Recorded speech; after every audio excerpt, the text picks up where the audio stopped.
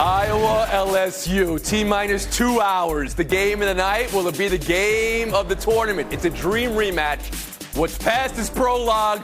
What's future is history. Also, the fours that have a little finality to them. With Kalisha, Cronin, McNutt, Isola, where have you been all my life?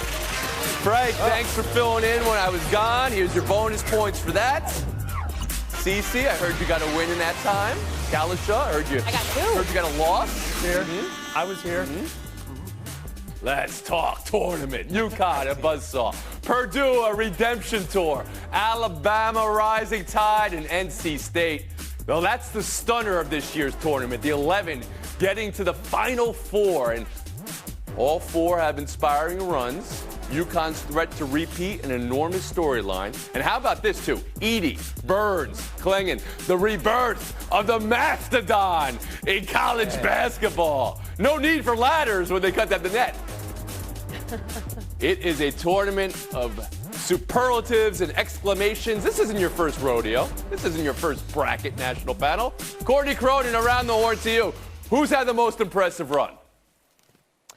This is going to come across potentially as sacrilegious, given where I went to school, Tony, but the run that Purdue is on to get themselves into the Final Four, first time in 44 years, changing the perception around this program, but like you just said, showing the role that big men play in today's college game, the way that Zach Edey put this team on his 7'4" frame and said, come with me, we're getting into the place that we weren't able to get 5 years ago. 40 points yesterday, 16 boards in that block. When you have two All-Americans going up at the rim, 34 seconds left after Edey misses those two free throws, the block that he had on Dalton Connect, maybe the career-defining moment for him as a Boilermaker. And I want to bring up 5 years ago for a second, because we all know that Purdue entered this tournament coming off the loss to a 16 seed last year. The last time they had a chance to get into the Final Four, they lost to Virginia. Virginia went from a 2018 first-round exit to 2019 champion. The path that Purdue is looking to go on as well. Monica McNutt, most impressive run to the Final Four. I think it's got to be NC State for me, Tony. I mean, I love what Alabama has been able to do in terms of gelling and probably the least talked about of the four. But NC State is like our darling. DJ Burns, so much personality. I mean, how often do you get a guy that is captivating the attention of a two-time MVP and Nikola Jokic prior to a game saying that he likes his footwork and he likes his game? This team has answered the call every time they had to. Literally, Kevin Keatts' job was on the line, and that goes back to their conference tournament. Okay. So that's a vote for NC State to go with Purdue. Frank, you're shaking your head no. I know where this is going. Most impressive run so far. I mean, come on. I understand we're in a box, but don't try to think outside the box. Stay in the box, and that's UConn. They have been absolutely dominant. They have a 10-game tournament winning streak, and they've won every game by at least 13 points. And let's remember, speaking of the Big Ten, Illinois is an outstanding offensive team. Terrence Shannon may have been the best offensive player left in the tournament. He went 2 for 12. There was a 30-0 run in that game. And, Tony, you mentioned Klingon, Donovan Klingon.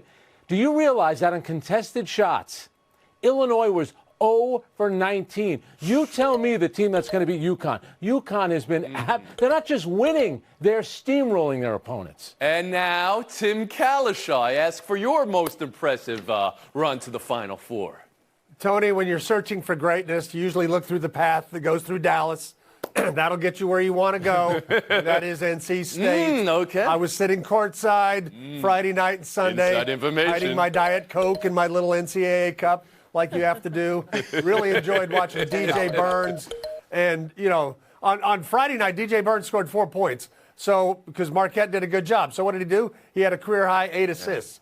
And he whipped the ball all over the court to open three-pointers. But yesterday, just destroying the young Filipowski and bringing NC State into the Final Four. They're not just an 11th seed. They were 10th in the ACC. And maybe in this era of huge conferences, we're going to have more of this. Maybe. But I doubt there's been very many 10 seeds from conference tournaments find their way to the Final Four. But that's 9 straight win or you're home games for NC State. And the way the Virginia game, including that Virginia game where if Virginia hits a free throw with 4 seconds left. They don't get the game that, is over. that and then O'Connell at the horn three, and then the overtime win. You're right. I mean, the way they mug you, they're like humidity. That's what they did to Duke. They just choked them out of that game. All right.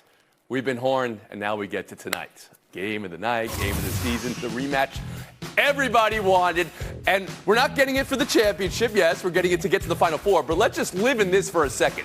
Caitlin Clark and Angel Reese are now saying, and having to say, that they don't hate each other. Of course they don't hate each other. But shh, this is magnificent. The polarizing nature of these two teams is what we love about it, right? So Clark's run at the Pantheon, which is all in play tonight, and Kim Mulkey and LSU's attempt to go back-to-back. And the last week of articles about the program, the Washington Post, the LA Times, I'd love your take on both of that. The heat here is strokey. Heat strokey. I hope it'll last. This is incredible stuff, Monica. What's the number one thing that decides tonight? Oh, man, Tone. I think if you got to pick a spot, it's going to be what happens in the paint. LSU is crazy on defense. They're fourth in the country in terms of offensive rebound percentage. They get to the free throw line the most in the country with around 27 attempts. If they can dominate the glass, they win. Now, the counterpoint of that is if Iowa can shoot the basketball and shoot it cleanly, well, they're one of the best teams, the best team in the country in terms of the three-point shots that they get up, where LSU doesn't shoot the three as well. So, to me, it's going to come down to the paint. Will it be physicality or will it be a little more finesse in this one? I can't wait. Frank Isola, number one thing you're looking at here to decide tonight's game. The way Kim Mulkey and her players go after stories written about them, that's the way they're going to go after Iowa tonight. And they're going to make things really tough for Caitlin Clark. I think a big thing, Hannah Stuelke, who's the center for Iowa, has had a really good year. So Caitlin Clark will score. Even if she misses a lot of shots, she can still pick you apart with your passing. Hannah Stuelke has to stay out of foul trouble because LSU is just so good. I find it hard to believe LSU, as tough as they are, how physical they are going to lose tonight. But the role players for Iowa are going to have to play one of their best games of the season in order to survive. Tim Kalisher, number one thing that decides tonight. You know, I'm with Frank. Even though Iowa's the 1 seed, I kind of look, and the line is 1.5. That means basically it's an even game. I kind of look at LSU because of last year and the way they play as the slight favorites. I think it comes down to the three-point shooting, not of Caitlin Clark, but the other Iowa shooters who have been good in the tournament. They are the ones who are going to have to step up against that LSU perimeter defense and make it happen. That sounds like a second vote for role players here from both Kalisher and Isola, which I love. I love when we get to the big game and you have super duper stars and everybody then tries to go out of their way to tell me, oh, it's the role players that are the most important. Courtney Cronin, to you. I just want to put a disclaimer out there first. There will be trash talking. It might get chippy. This is a big storyline from last year's game. If you don't like it, don't watch. And there's going to be a lot of eyeballs on this product because this is the best of the best. And for me, it comes down to the physicality Monica was talking about in the post. So that's Anissa Morrow and that's Angel Reese. They are a dominant front court force, potentially the best remaining in this tournament. Can they dominate down low, and can they force Iowa into taking some bad shots? Caitlin Clark was 3 of 11 from 3 again in the game against Colorado. She did pour on 29 off those 2-point jumpers and the 15 assists that she had that night. But if LSU can follow that formula and also expect those contributions from number 4, Flau'jae Johnson was terrific against UCLA. The block that she had late, 60% from the field in 3 games this season, that's going to be a key to a Tigers win. All right, so we hear about pressure in games, and of course, Caitlin Clark has played with pressure every game she's played. She's the number one focus, and this is yet another game to elevate her to the Pantheon, as I just said. And of course, there's pressure for the defending champs, but there's also motivation, and then there's also how people talk about both of these teams. Honestly, they've been polarizing. I want your take on that, Monica, especially LSU and the articles of the last 2 weeks. So, the LA Times article is like, you're trying to get too cute. You're going into a very unhealthy place. It's just, it was unacceptable. And I'm glad that head coach Corey Close apologized for retweeting and the whole thing.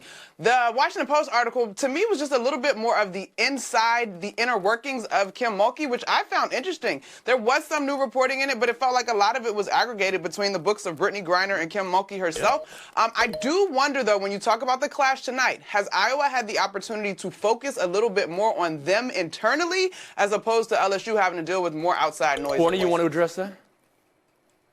I do, because it felt like whiplash over the last week or so, where Kim Mulkey comes out and attacks the Washington Post story that hadn't even dropped yet. Then we read it. Like Monica said, this was a normal profile that paints the picture of a complicated individual who's at the top of her craft. It really wasn't anything to be upset about. But then hours later, after beating UCLA, she rightfully went after the Los Angeles Times columnist, a person who covers the UCLA Bruins, for derogatory language, bigoted language, coded language that was within that lead that eventually got changed in that story, and then got everybody seemingly back onto her side. It's a weird time where people, a lot of coaches in the NCAA, have complained about articles they have not read, Kim Mulkey included, but just the dichotomy of all of that within a 48-hour Well, there's stretch. something you guys tell me all the time on the show. Both things can be true at all times. But only one thing could be true tonight about a winner of the game. I need a pick. Tim Kalisha, who you got?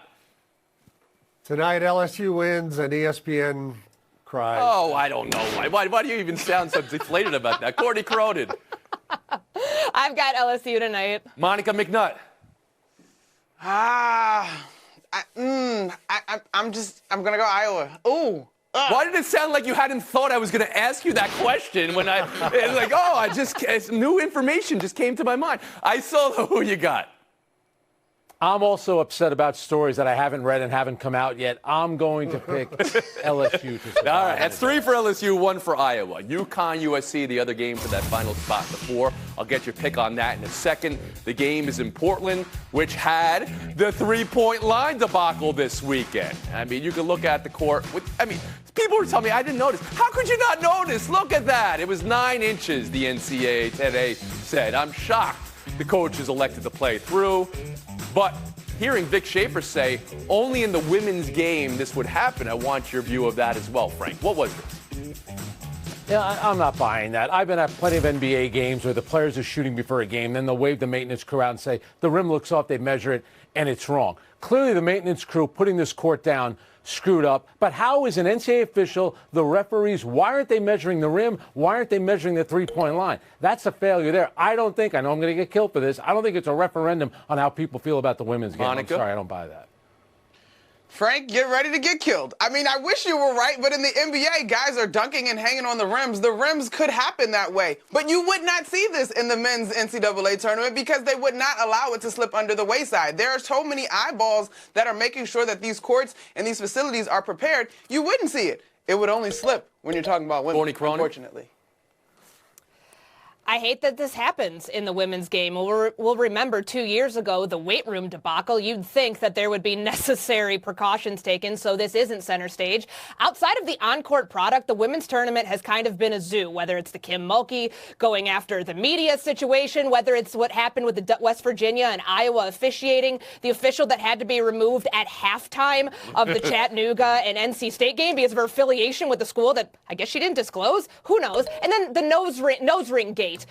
Which was just, something that was completely from beyond. That's the fair point, Courtney. They were worried about a nose ring. They didn't even know the three-point line. Tim Kalisha, last word on this. We have to run. I will say it does. Things like this do happen more in the women's game, but I am stunned as much as players warm up for a long time before the game, before their teams come out. They're out there shooting around. How did nobody take some shots around the top of the key and say, wow, this looks short? All right, I need a pick. Wow, UConn or 9 inches.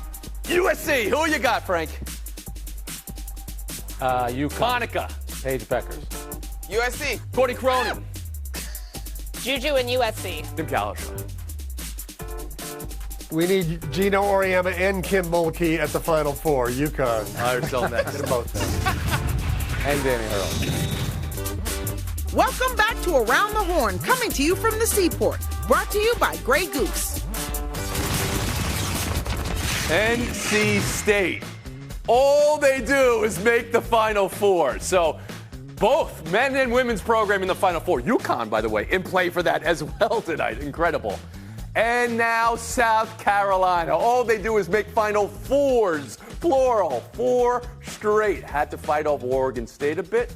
So now 2 hard-nosed wins recently. Fully acknowledge the hilarity that I'm going to ask a 36-0 team having hard-nosed wins and being maybe vulnerable. But Tim Kalisha, what do you buy? What do you sell from South Carolina to the Final Four again? I'm buying that they're the best team in women's college basketball, but not by the margin that UConn is the best team in men's college basketball. This is the first, this weekend, they got away from their home court. You know, we have that whole thing with the NCAA women playing on their home court. The first 2 games, they beat Oregon State. Oregon State was within 4 with 4 minutes to go. They shot 33% against Oregon State. And then they led a big lead against Indiana, 22 points, get dwindled down almost to nothing and won the game by 4. So these are much closer calls against teams that they should have beaten more handily. I think they are very beatable, even if they're the best team next week. Courtney Cronin? The word I think is proper here to use is vulnerable. There was a moment as Dawn Staley was going to the handshake line after the Indiana game where she looks up almost to say, phew, glad we were able to get by the Hoosiers there. And as Tim just pointed out, that game was close with 4 minutes to go in the fourth quarter. This is a very, very good team. They're undefeated for another back-to-back season, but the amount of talent that they lost from last year's group, 4 seniors who went 129-9 during their time there, this is Dawn Staley's best coaching job she's done to still have a team that she can go 9 or 10 and deep on the Tim bench say with. vulnerable, which surprises me with a team that is 36-0. Monica McNutt, to you. What are you buying? What are you selling from South Carolina? I mean, to be fair, the results are why we play the game. Like, anything could happen. However, I'm going to argue that this South Carolina squad, unlike last year's team to a degree, although they were pushed at times during the course of the regular season, is building up the necessary and requisite scar tissue so that if they are in tight games, they can continue to find a way. You look at Bree Hall, who was someone who was an important role player on last year's squad. The experience of being denied after that team nearly ran the table. You look at these freshmen, to Courtney's point, that Dawn Staley is coaching up in a big-time way. And Camila Cardoso, y'all, she's 6'7". She's shooting better than 50% from the field. They got to keep going to her. I like their chances. I like the way you said that. They're building up scar tissue while not losing games, clearly. Frank Isola, on your view of how they've handled maybe the last 2 games.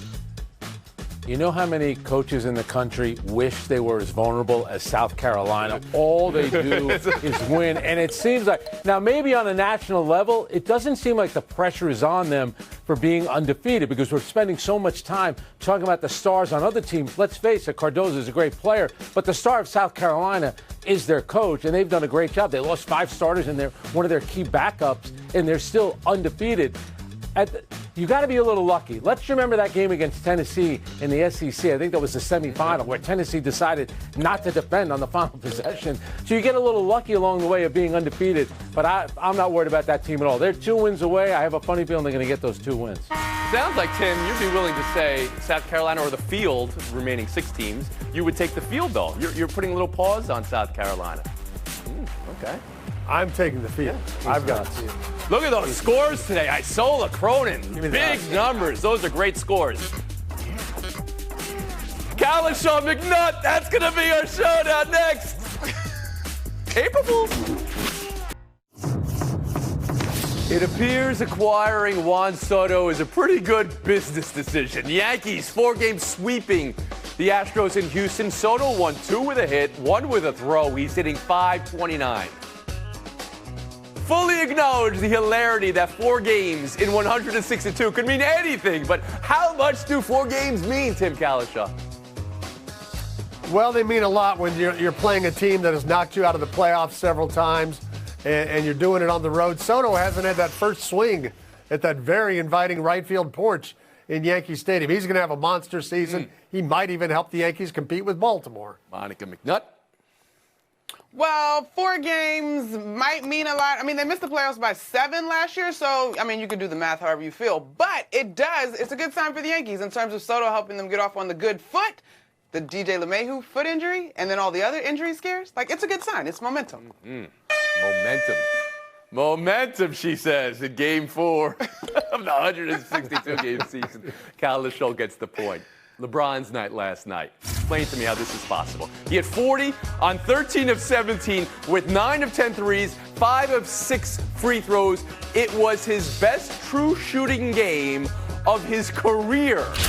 Afterwards, quote, "I don't have much time left, Monica." Monica, if he just had the best true shooting game of his career, should we really be saying I don't have much time left? How do you hear that from LeBron? Tony, this was a total savor me while you still got me. Y'all see what I just did? Although I'm also very proud of King James for not invoking the name of his son so we could dissect whether or not he's actually going to be drafted while he's still in the league. Tim Kalishaw. For those of us who are very reluctant to use the phrase, I don't have much time left, hard to hear it from LeBron, but I think what we're hearing is something that sets him up for later, like maybe a first-round collapse by the Lakers, and all the talk is, well, is LeBron coming back? How much more is he going to play? What's going on there? There is a job opening at USC right now. Maybe he has eligibility. He go back and coach, Bronny. All right, Kalishaw 2, McNuts, -1. That means Monica McNutt, today's winner. That's how we do it. April Fools again. Yo, the April Fools of it all is really getting to me. All right, so the NCAA tournament is underway. NC State women into the Final Four. Congratulations. They have a teammate, Jana Aisa, who wears a hijab. She was the first in the ACC to wear a hijab. One of 2 women wearing the hijab in the NCAA tournament. Shout out to the woman that did it about a decade ago in Memphis for the first time in the tournament. But I love to see it, the diversity with depth in the NCAA tournament. Shout out to those women representing their culture and their religion in a great way. Saw Mohamed Diarra yesterday fasting for Ramadan during NC State's win as well. That's it for today. See you tomorrow.